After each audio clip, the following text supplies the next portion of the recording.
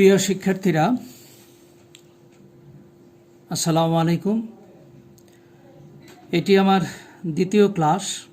আপৎকালীন সময়ে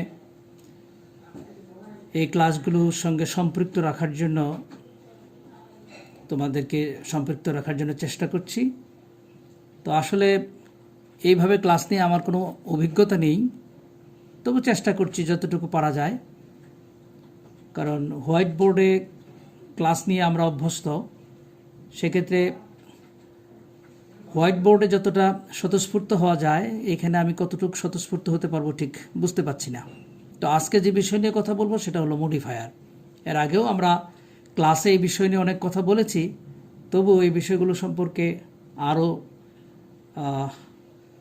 যাতে পরিষ্কার কিছু ধারণা হয়, সেই জন্য এই বিষয়ে আজকে একটা ক্লাস নিতে চাচ্ছি। তো মডিফায়ার কাকে বলে? যেসব ওয়ার্ড অন্য কোনো ওয়ার্ডের আগে বা পরে বসে উক্ত ওয়ার্ড সম্পর্কে অতিরিক্ত তথ্য প্রদান করে তাদেরকে মডিফায়ার বলে। যেমন আমি যদি বলি she is a beautiful girl, she is a beautiful girl. আমি যদি শুধু বলতাম শি ইজ এ গার্ল, তাহলে অতিরিক্ত তথ্য হতো না।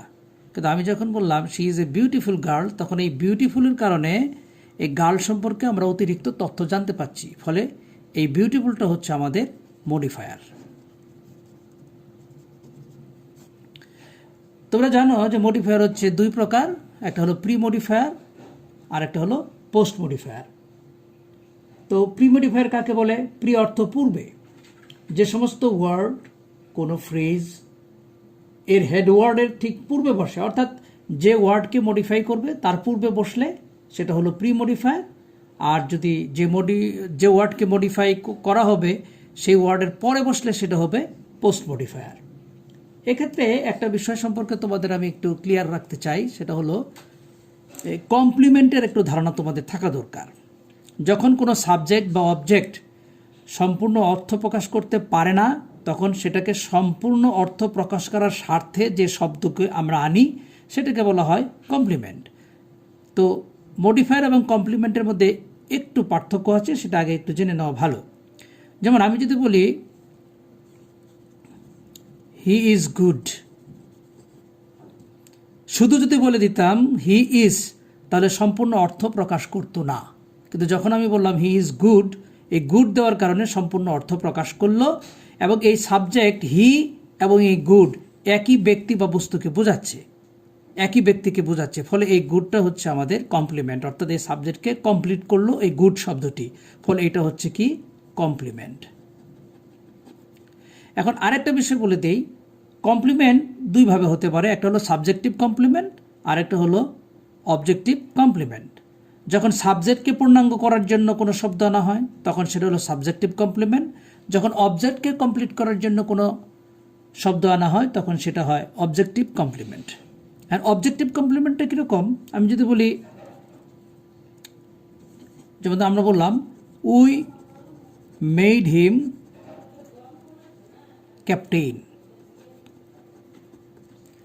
এখানে হিমটা হলো অবজেক্ট, এই অবজেক্টকে কমপ্লিট করার জন্য ক্যাপ্টেন শব্দটি এনেছি, ফলে এই ক্যাপ্টেনটা হলো অবজেক্টিভ কমপ্লিমেন্ট। কিন্তু আগের শব্দটা যখন আমরা বললাম হি ইজ গুড, তখন এই গুড শব্দটা আসলে এই সাবজেক্টকে পূর্ণাঙ্গ করার জন্য আনা হয়েছে, ফলে এটা সাবজেক্টিভ কমপ্লিমেন্ট। এবং এই সাবজেক্টিভ কমপ্লিমেন্টের বেলায় কমপ্লিমেন্ট হিসেবে ব্যবহৃত এই অ্যাডজেক্টিভ এবং সাবজেক্টের সঙ্গে সংযোগ সাধনকারী যে ভার্বটি আছে সেটাকে বলা হয় লিঙ্কিং ভার্ব।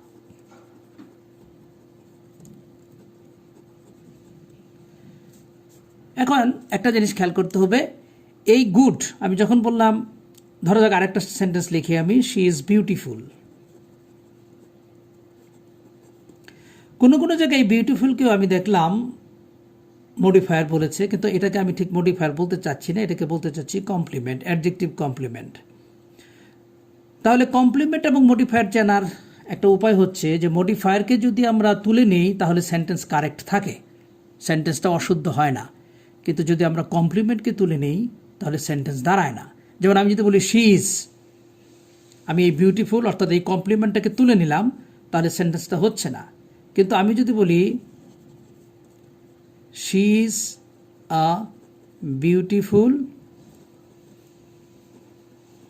গার্ল, তাহলে এই বিউটিফুলটা তুলে নিলেও, এটা একটা মডিফায়ার, এই মডিফায়ারটা তুলে নিলেও আমাদের অর্থটা একই রকম থাকে, অর্থাৎ সেন্টেন্সটা ঠিক থাকছে।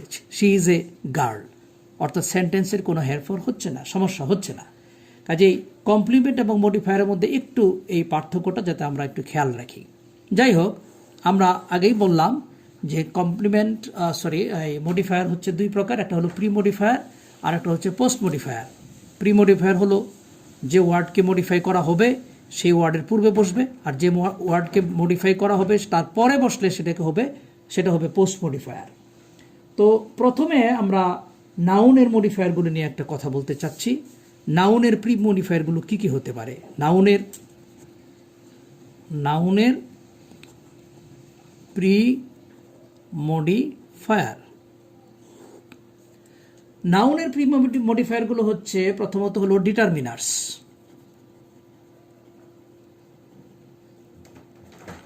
ডিটারমিনার্সগুলো কি কি? এক নম্বর হলো আর্টিকেল, যেমন হলো এ, এন, দি, এটা তোমরা জানো। তারপর হলো demonstrative,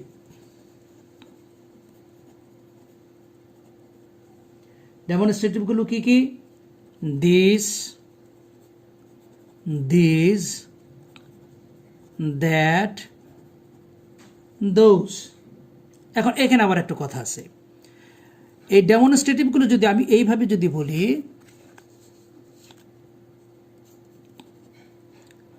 this is a pen, তখন এই দিসটা কিন্তু মডিফায়ার হচ্ছে না, কারণ মডিফায়ার হতে গেলে তারপরে এমন একটি শব্দ থাকতে হবে যে শব্দকে এই মডিফাই করবে, কিন্তু দিসের পরে এখানে আর কিছু আমরা পাচ্ছি না, সরাসরি সাবজেক্ট হিসেবে বসেছে, ফলে এই দিস এটা মডিফায়ার নয়।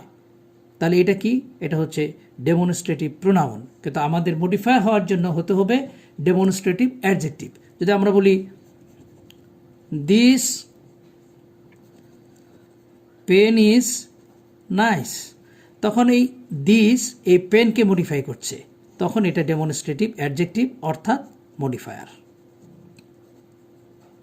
তো নাউনের প্রি মডিফায়ার হিসেবে আর্টিকেল বসতে পারে, ডেমনস্ট্রেটিভ বসতে পারে, পজেসিভগুলো বসতে পারে। সেই পজেসিভগুলো কি কি? সেগুলো হলো my, his, her, our, their, your ইত্যাদি। যেমন দিস ইজ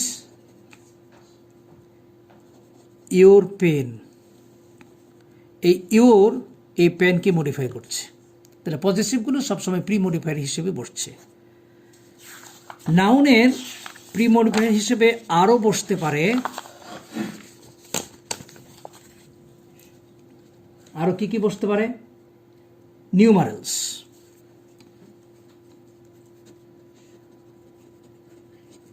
নিউমারেলসগুলো কি কি? যত সংখ্যা আছে সবগুলো হচ্ছে কি? নিউমারেলস। 1 2 3 4 5 6 7 এখান থেকে একেবারে অসীম পর্যন্ত যা আছে সবই হচ্ছে সংখ্যা। সেই সংখ্যাগুলো আমাদের হচ্ছে নিউমারেলস। যেমন দেয়ার আর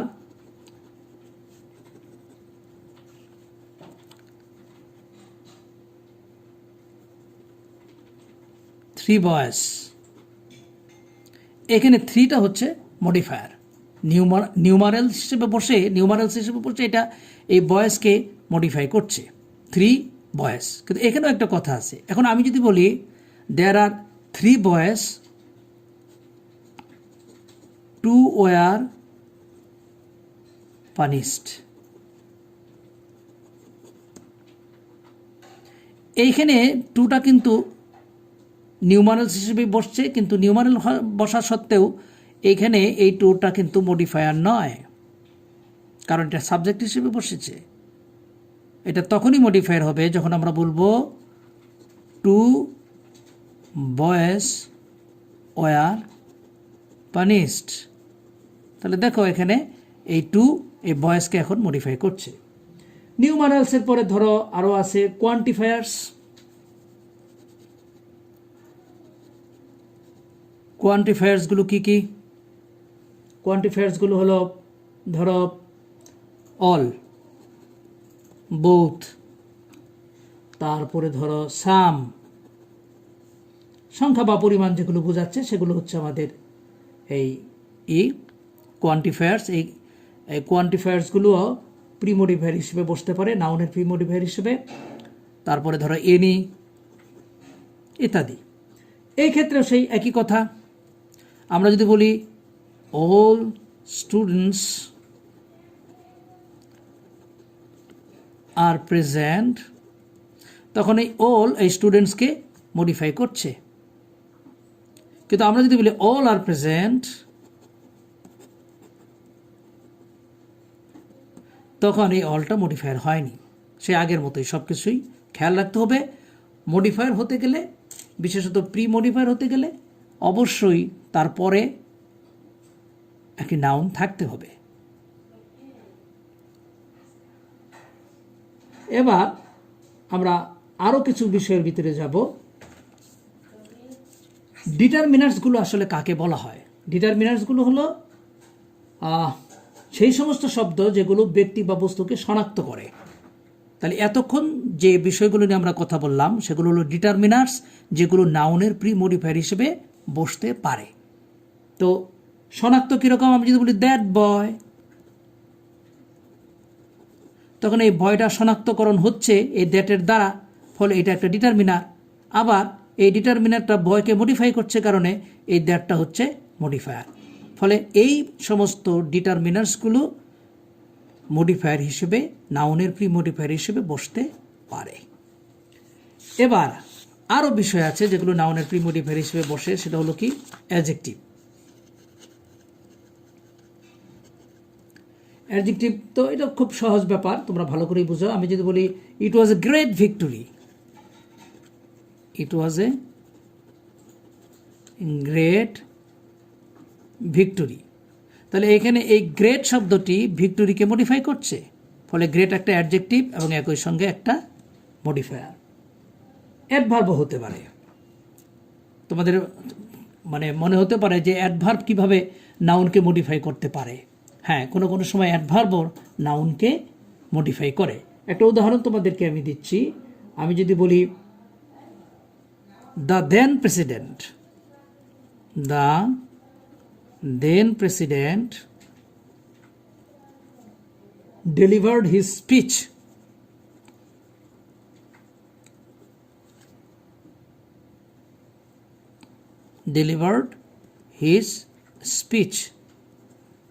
তখন এই দেন শব্দটি এই প্রেসিডেন্টকে মডিফাই করছে। দেন মানে তখন কার। আমি মোটামুটি একটা জিনিস বলার চেষ্টা করি সবসময়, সেটা হলো যে সাধারণত বিভক্তিযুক্ত শব্দগুলো অ্যাডভার্বের মতো কাজ করে।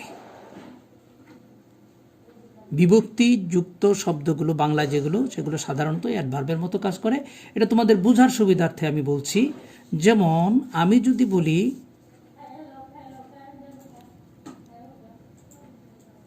আই গো টু কলেজ, এখানে এই কলেজ শব্দটির আগে টু প্রিপোজিশনটি বসেছে। কিন্তু আমি যদি বলি আই গো হোম, তাহলে এই হোমটা আসলে আমি বাড়িতে যাই। এই বাড়িতে, আমরা যদি বলি বাড়িতে, তাহলে এই তে শব্দটি একটি বিভক্তিযুক্ত শব্দ। ফলে এখানে আর কোনো প্রিপোজিশন লাগেনি। তাহলে বোঝা গেল অ্যাডভার্বের আগে আসলে কোনো প্রিপোজিশন বসে না, কিন্তু নাউনের আগে প্রিপোজিশন বসে। যখন নাউনের আগে একটা প্রিপোজিশন বসলো, তখন প্রিপোজিশন থেকে শুরু করে নাউন পর্যন্ত অংশটাকে আমরা প্রিপোজিশনাল ফ্রেজ বলি। আবার এটাকে অ্যাডভার্বিয়ালও বলা যায় বা অ্যাডভার্বিয়াল ফ্রেজও বলা যায়, কারণ এটা অ্যাডভার্বের কাজ করছে।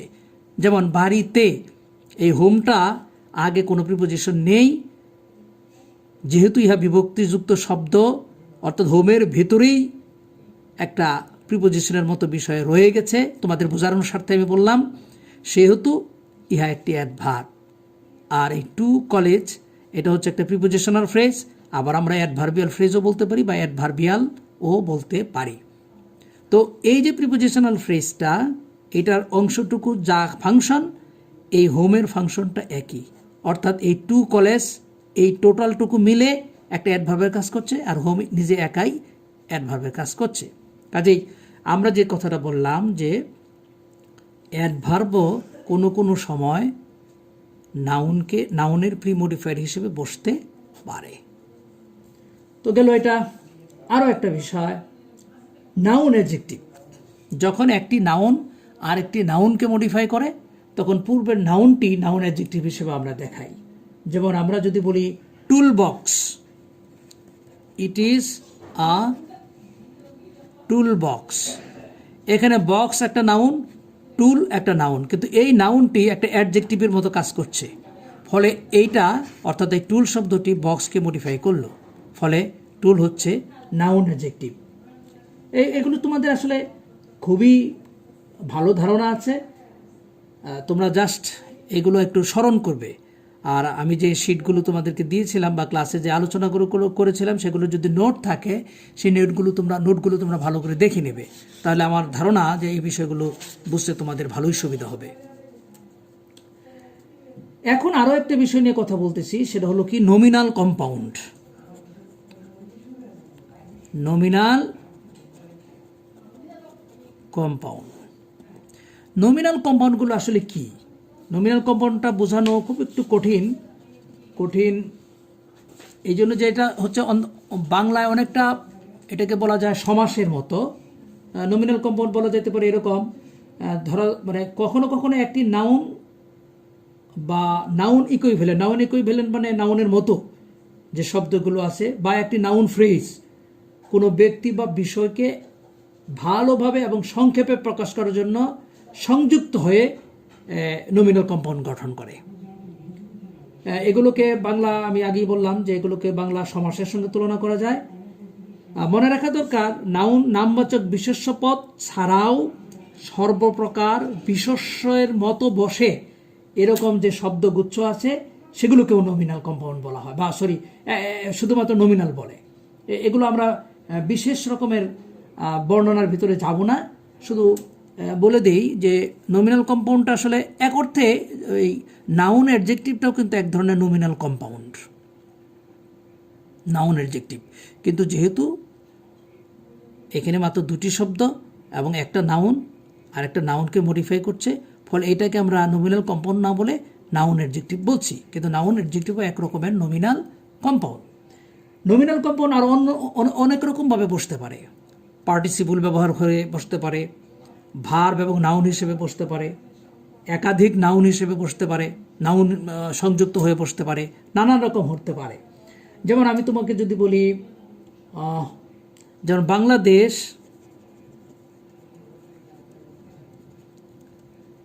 Is a rice producing country. এখানে রাইস প্রডিউসিং, এটা একটা রাইস হলো নাউন আর প্রডিউসিং হলো পার্টিসিপল, এই দুইটা মিলে একটা নমিনাল কম্পাউন্ড তৈরি করেছে। আমরা যখন বলি বাস স্টপ, তখন বাস একটা নাউন, স্টপ একটা ভার্ব, দুটো মিলে আবার একটা নমিনাল কম্পাউন্ড তৈরি করেছে। আমরা যখন বলি বার্থডে পার্টি, দেখো বার্থডে এবং পার্টি এই তিনটা নাউন মিলে একটা নমিনাল কম্পাউন্ড তৈরি করেছে। তো নমিনাল কম্পাউন্ড সাধারণত মডিফায়ার হিসেবে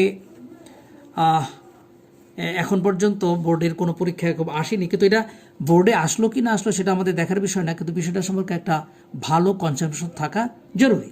তো নমিনাল কম্পাউন্ড আমরা দেখলাম। নমিনাল কম্পাউন্ডের পরে নাউনের প্রি মডিফায়ার হিসেবে বসতে পারে প্রেজেন্ট পার্টিসিপল। প্রেজেন্ট পার্টিসিপলকে বোঝানোর জন্য আমরা পার্টিসিপলের উপর আলাদা একটা ক্লাসও নিতে পারি, সেটা অন্য জিনিস।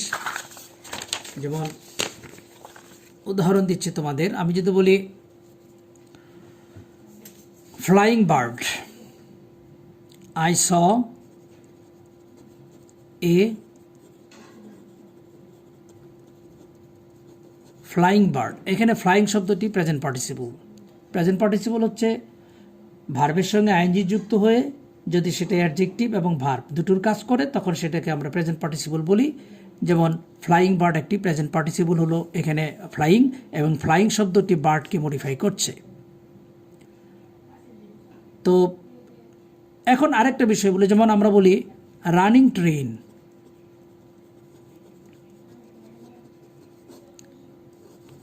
রানিং ট্রেন, এখানে এই রানিং শব্দটি ট্রেনকে মডিফাই করছে, ফলে এই রানিংটাও আমাদের একটা প্রেজেন্ট পার্টিসিপল। এরপরে আরেকটা জিনিস মডিফায়ার হিসেবে বসতে পারে নাউনের প্রি মডিফায়ার হিসেবে, সেটা হলো past participle. Past participle, past participle কীরকম, যেমন আমরা যদি বলি দ্য ইনজিউর্ড স্টুডেন্টস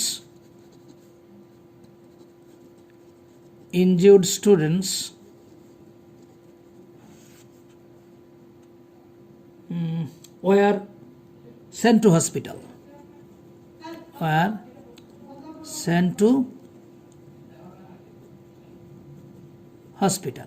এখানে ইনজুর্ড শব্দটি, এটা হলো ভার্বের 3 নম্বর ফর্ম, যেটা তোমরা ভালো করেই জানো, সেটা হলো পাস্ট পার্টিসিপল। এই স্টুডেন্ট শব্দটিকে মডিফাই করছে। কিছুক্ষণ আগে তোমাদেরকে বলেছিলাম যে মডিফায়ার হচ্ছে এরকম একটা কিছু যা প্রত্যাহার করে নিলেও সেন্টেন্স ঠিক থাকে। যেমন the students were sent to hospital, sentence কিন্তু কারেক্ট। ইনজুর্ড শব্দটি না দিলেও সেন্টেন্সের কোনো হেরফের হচ্ছে না। আর আমরা যদি কমপ্লিমেন্টকে তুলে নেই তাহলে সেটা সেন্টেন্সটা আর কারেক্ট থাকে না।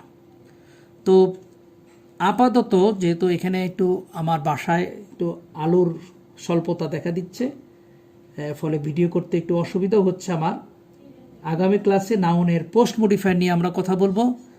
আজকে মোটামুটি এ পর্যন্তই রাখতে চাচ্ছি, আর আমি আশা করি আরও 2টো ক্লাসের ভিতরে মডিফায়ার আমি শেষ করে দেব। তোমাদের কোনো প্রশ্ন থাকলে মেসেঞ্জারে করবে। আর আজকে আমি এই ক্লাসটা নিতে গিয়ে খুব একটা স্বাচ্ছন্দ্য বোধ করলাম না, কারণ আমি আগেই বলেছি যে এইভাবে ক্লাস নিয়ে আসলে আমার অভ্যাস নাই। হোয়াইট বোর্ড ব্যবস্থা করা যায় কি না সেটা আমি আগামী 2-1 দিনের ভিতরে দেখব। হোয়াইট বোর্ড হলে এখানে ক্লাস নিতে আমার পক্ষে একটু সুবিধা হতো। যাই হোক, তথাপি আমি যতটুকু পেরেছি তোমাদেরকে জানালাম। এই ব্যাপারে যদি কোনো প্রশ্ন থাকে তোমরা অবশ্যই আমাকে করবে। আজ এ পর্যন্তই, ধন্যবাদ।